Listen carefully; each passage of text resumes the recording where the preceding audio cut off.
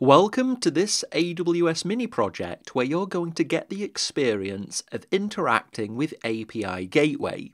Specifically, you're going to create an API using API Gateway and provide functionality to this API using mock integrations, Lambda integrations, and AWS service integrations.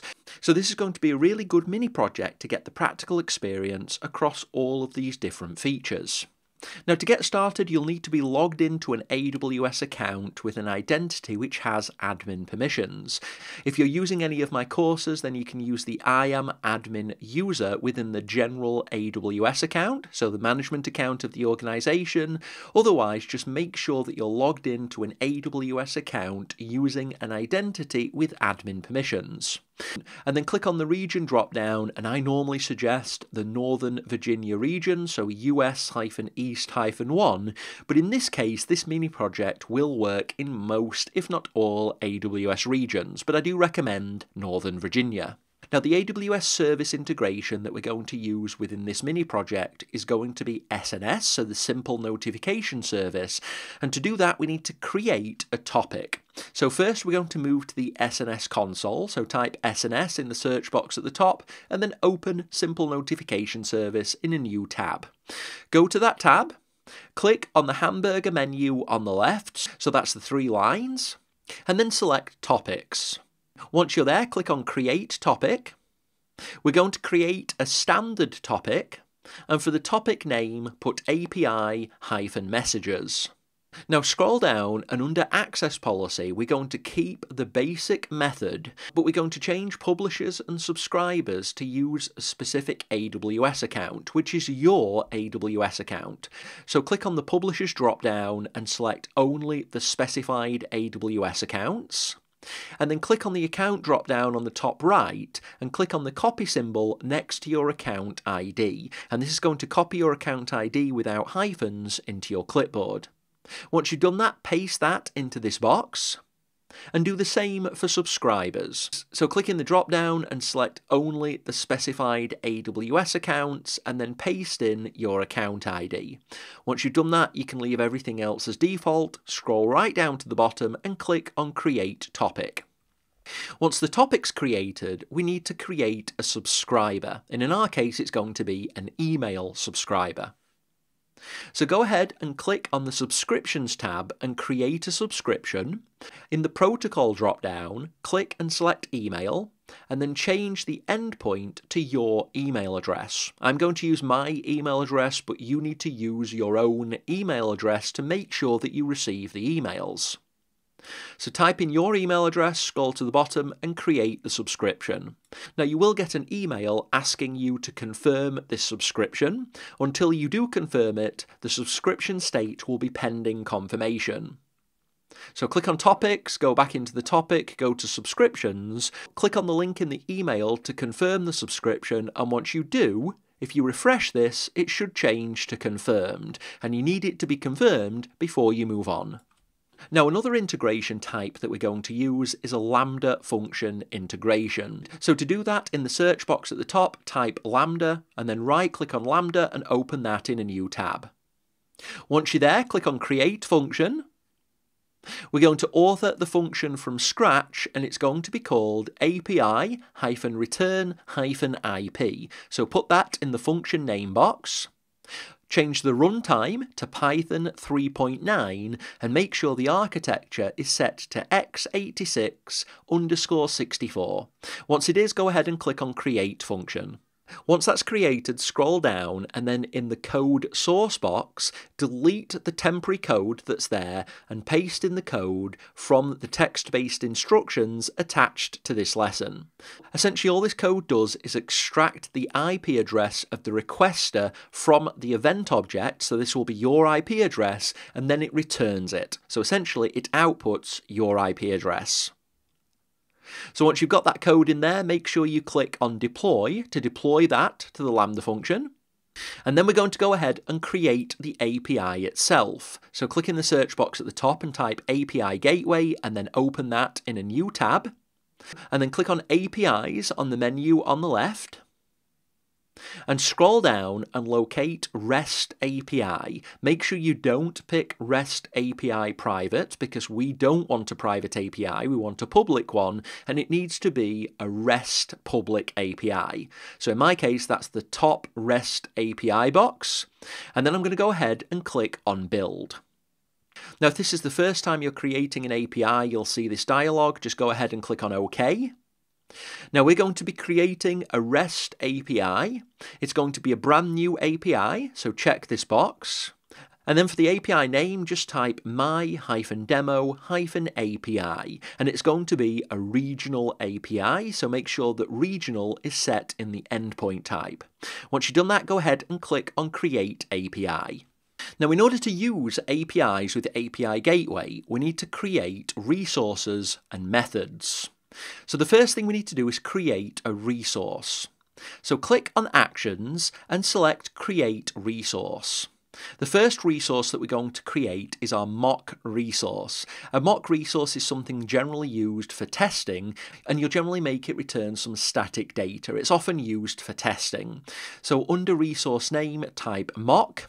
The resource path should automatically populate with mock in lowercase. If it does, that's good. Go ahead and click on Create Resource. Once we have a resource, we need to create a method, and the method is exactly how this resource interacts with some kind of compute, or in the case of a mock resource, it's how we configure exactly what the mock resource does. So make sure you've got the mock resource selected, and then click on Actions and create a method. Now under method, we have to select the type of HTTP request that we're going to use with it, such as get, post, or delete. In this case, we're going to select get. So select get in the drop-down and click on the tick to confirm that selection. Now the integration type is going to be mock, so go ahead and select that and then click on Save. Now, because this is a mock integration, we don't need to worry about the method request or the integration request or the method response.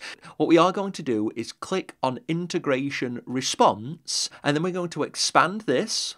Then underneath we're going to expand mapping templates, and we're going to add a mapping template. It's going to be application/JSON, and click on the tick to confirm that. And then in the box on the right, we're going to paste in the JSON that this mock integration is going to be responding with. Now it doesn't matter what you put here. I've just put a funny message. This response is mocking you. You can put anything you want inside this message. Just make sure you include it inside the speech marks next to message colon. So only change the part inside the speech marks which is shown on screen as this response is mocking you. Don't change status code or the value, or don't change the message key. Once you've done that, go ahead and click on Save. Scroll up and then click on the other Save button. Now with this version of the UI, it won't give you any feedback, but as long as you've clicked on both of those Save buttons, then you're good to go. Now that's the mock integration configured. Next, click on the / at the top, click on Actions and click on Create Resource again. This time call it Lambda, and it should populate the resource path with Lambda in lowercase. So it's here where we're going to configure the Lambda integration. So this is creating part of an API which Lambda will provide the compute resources for. So once you've done that, go ahead and click on Create Resource. Make sure to click on / Lambda, then click on Actions and click on Create Method. Again, we're going to change this one to Get. So select Get in the drop-down and click on the tick. And then under the integration configuration, we're going to set the integration type to Lambda function, and then check the box next to Use Lambda Proxy Integration. Make sure the Lambda region is set to the region where you created the Lambda function. All of this needs to be in the same region, so in my case it's Northern Virginia, and then just start typing API, and then you should see an auto-populated box with the name of the Lambda function, so API-return-IP, select that, and then click on Save. Now you'll need to give API Gateway permission to invoke your Lambda function, and by clicking on OK, AWS will handle this automatically. This adjusts the resource policy on the Lambda function to allow it to be invoked by the API Gateway. So this is the policy that you generally don't see from within the UI. Just like an S3 bucket policy, a Lambda resource policy controls what can invoke that Lambda function. And we need to add API gateway, and it's done automatically using this dialog. So go ahead and click on OK. And that means whenever this resource is used on the API gateway, it's going to pass the data into the Lambda function. When it invokes the Lambda function will return some data, and that will be passed back to the client. Now, the last type of integration that we're going to configure is the AWS service integration, and this is going to use SNS. To do that, though, we need to create a role that the API gateway will use to publish messages to SNS. So go ahead and click in the search box at the top and type IAM, and then open that in a new tab and go to that tab. Then go to Roles and click on Create Role. It's going to be an AWS service role, so make sure that box is checked. Scroll down. In the drop-down, go ahead and start typing API, and then click API Gateway, and make sure API Gateway is selected. Once it is, you can go ahead and click on Next. These are permissions that this role will be given, and we can leave this as default. Go ahead and click on Next. Under role name, go ahead and enter API-GW-SNS-role. Scroll all the way to the bottom and create the role. Now, once the role's created, find it in the list and click on it. And then make sure the Permissions tab is selected. Click on Add Permissions and then Create Inline Policy. We're going to add additional permissions to this API Gateway role. So click on JSON, delete the placeholder, and paste in this JSON. And this JSON is contained within the text-based instructions attached to this video. Now, this policy is just going to give this role the ability to interact with SNS. So this is how API Gateway will be able to directly publish messages into the simple notification service. So go ahead and click on Review Policy. Call the policy SNS Publish, and then click on Create Policy. Once you've done that, we can go back to the tab that you've got open to API Gateway. Make sure you click on the /, so this is the top level of API Gateway. Click on Actions, Create Resource. For the resource name, type SNS, and this will populate the resource path, and then you can click on Create Resource. Click on the resource, so /SNS, and click on Actions, and then Create Method. Now, for the method type, click in the drop-down, and because we're going to be giving API Gateway some data, we need to put the POST method. So change this to POST, and then click on the tick. The integration type is going to be AWS Service, so check that box. Make sure the region is set to the region that you're using, in my case, US-East-1. Make sure the AWS service is set to Simple Notification Service, SNS. You can leave the AWS subdomain blank. For the HTTP method, make sure that you also select POST. Under Action Type, we're going to select Use Action Name.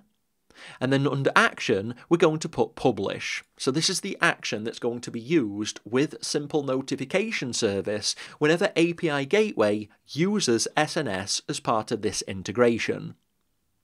Next, we need to put the ARN of the IAM role that we've just created. So go back to the IAM console, copy down the ARN of the API-GW-SNS role that you just created, and then paste that into this box.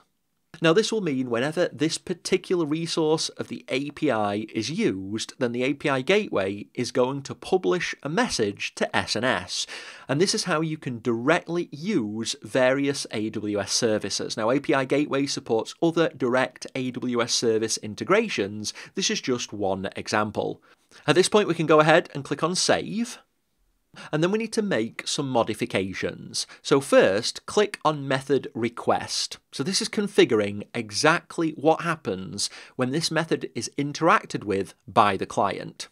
So we need to specify some URL query string parameters that are going to be passed in by the client to this API resource. So click on this drop-down, and then click on Add Query String.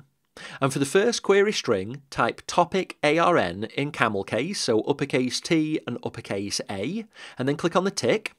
And then click on Add Query String again and type message with an uppercase M and click on the tick. So this is going to mean that API Gateway is going to expect both a message and a topic ARN to be passed in using query strings when this API resource is interacted with. So go ahead and click on Post below /SNS. And next we need to make some modifications inside integration request. So this configures how that data is sent to the integration. So in this case, simple notification service. So click on integration request, scroll down, and under URL query string parameters, again click on add query string. Firstly, put message in the name, and then under the mapped form, we need to put method.request.queryString.message with an uppercase M. And this configures how the data is mapped between the method request and the integration request. So we're essentially creating a mapping between what the client delivers to the API gateway and what the API gateway then delivers to the integration, in this case SNS. So click on the tick, and then we need to do the same process again for the topic ARN, again in camel case, so uppercase T and uppercase A.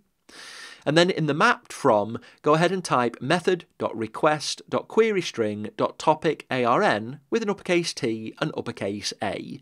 And again, all of these strings are contained within the instructions attached to this lesson. So go ahead and click on the tick. Now at this stage everything looks good, so we can go ahead and deploy the API. So to do that, go ahead and click on the Actions drop down and then Deploy API.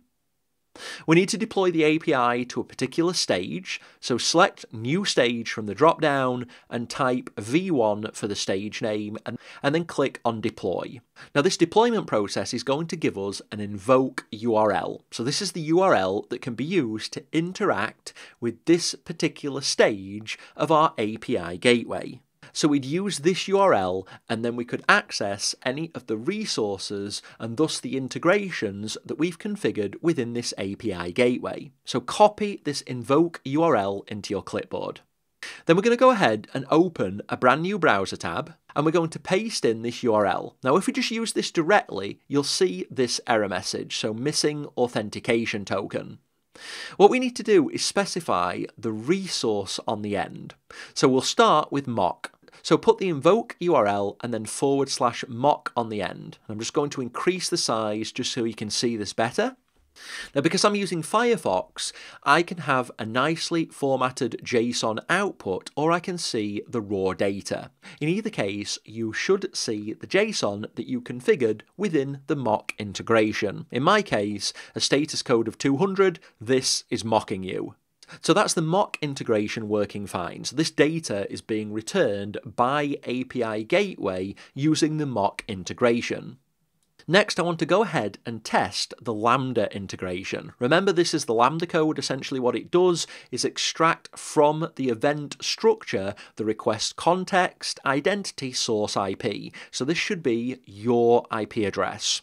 So when we use this particular resource of the API gateway, it's going to invoke the Lambda function, passing in some data. The Lambda function is going to extract your IP address and then return that to your browser via API gateway. So let's test that out. So in a new browser tab, we'll again use the invoke URL for the V1 stage of our API gateway, only this time instead of mock, we'll use Lambda, so the Lambda resource name.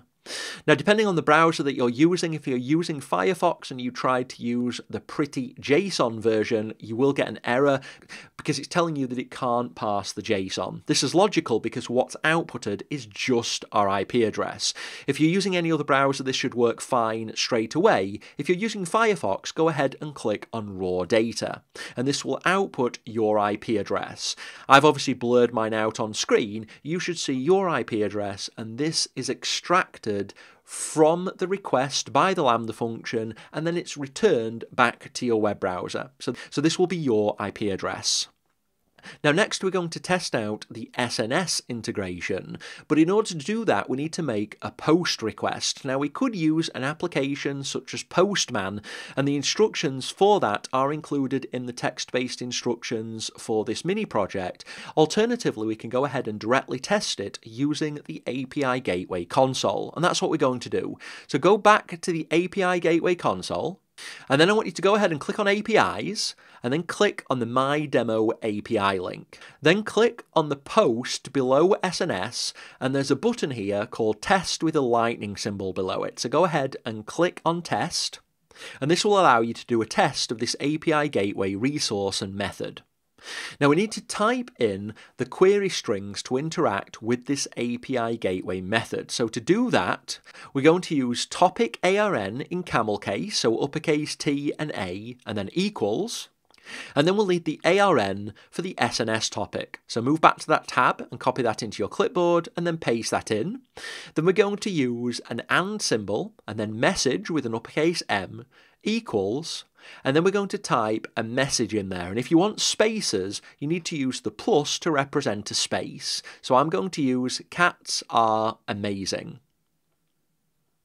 So that's going to send into this API gateway method two different query strings, the topic ARN together with a message. And remember, this is what we configured the integration to expect.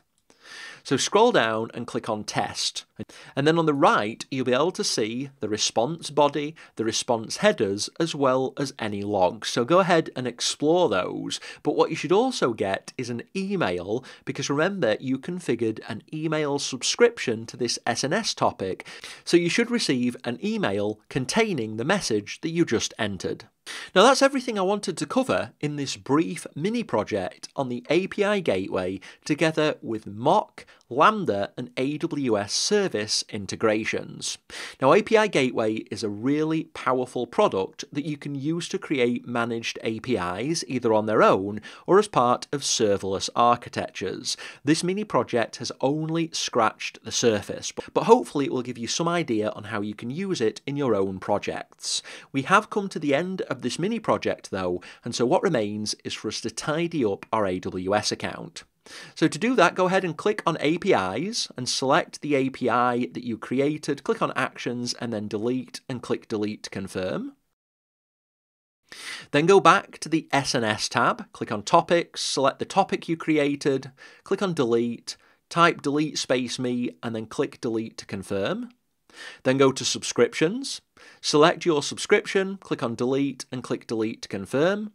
Go back to the IAM console, click on Roles. Then find the API-GW-SNS-role that you created, check the box and click on Delete. You'll need to confirm that deletion with the role name and then click Delete. Then go back to the Lambda console, click on Functions, select the Lambda function you created, click on Actions and then Delete, and then type Delete and click to confirm that deletion. And click on Close. And now the Lambda function's deleted, go back to the IAM console, and locate the API-return-IP-role that was automatically created when you created the Lambda function. Yours might be slightly different, but it should start with the name of the function, so API-return-IP. Select it, click on Delete. You'll need to confirm that with the name of the role, and then click Delete to delete that role. Then in the search box at the top, type CloudWatch and open that in a new tab. Go to Logs and then Log Groups. Now you might see lots of log groups listed. You're interested in the one that's named the same as the function that you just created and deleted, so look for API-return-IP, select that log group, click on Actions, delete log groups and confirm that deletion. And that means the account is now back in the same state as it was before this mini project. So that's everything you're going to be doing in this mini project. I hope it's been enjoyable. At this point though, go ahead and complete this video, and when you're ready, I'll look forward to you joining me in another exciting mini project.